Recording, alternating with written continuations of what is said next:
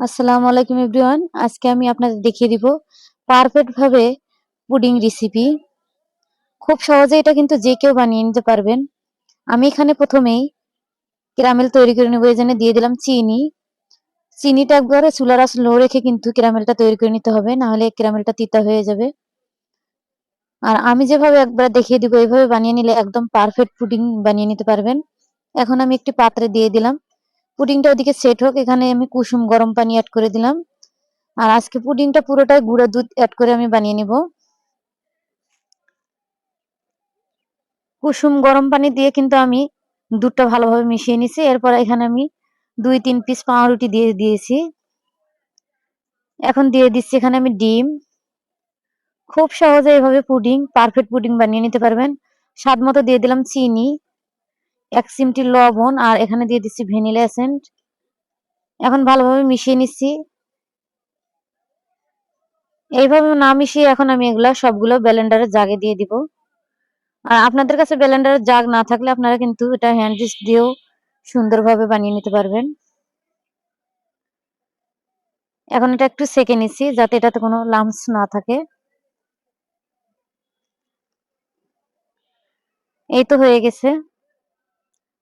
কারণ পুডিং কিন্তু আমরা সবাই কম বেশি বানিয়ে নিতে পারি। আর এইভাবে যদি পারফেক্ট একটা পুডিং বানিয়ে নেওয়া যায় তাহলে কিন্তু খেতেও দারুণ লাগে আর দেখতেও একটা লোভনীয় মনে হয়। এখানে আমি এখন পুডিংটা সেট করে নিলাম পাত্রের মধ্যে পানি দিয়ে।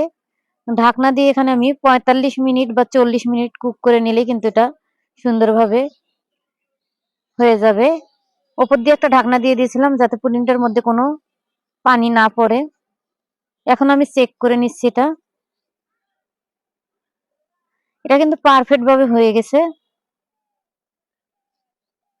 কিছুক্ষণ ঠান্ডা, 1 ঘন্টা আমি ঠান্ডা করে এটা নিয়েছি। এখন আপনাদের পরিবেশন করে দেখিয়ে দিচ্ছি। এই দেখুন, এটা কিন্তু আপনারা জামাই আপ্যায়নও করতে পারবেন এভাবে। আর আজকের রেসিপিটা যদি ভালো লাগে অবশ্যই লাইক, কমেন্ট, শেয়ার করে পাশে থাকবেন যাতে আমি আপনাদের মাঝে আরো নতুন নতুন ভিডিও নিয়ে আসতে পারি। আর আপনি কোথা থেকে আমার ভিডিওটি দেখছেন তা মন্তব্য করুন যাতে আপনাকে আমি ধন্যবাদ দিতে পারি। আমি আপনাদের দেখিয়ে দিচ্ছি। দেখুন এটার ভেতরটায় কত সুন্দর হয়েছে, একদম সফট একটা ক্যারামেল পুডিং হয়ে গেছে। আশা করি আপনাদের রেসিপিটা ভালো লেগেছে।